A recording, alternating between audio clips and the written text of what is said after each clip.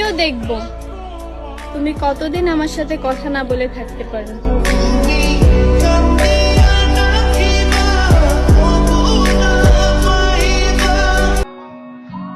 এইটা দরকারই না যে কান্না কইরা তোমার দুঃখের কথা সবাইরে বুঝাইতে হইব। আমি অনেক গর্ব করে বলতাম, দেখ বন্ধু, আমারও একটা জান আছে। কিন্তু দিন শেষে কে জানতো যে আমার জানেরও একটা জান আছে।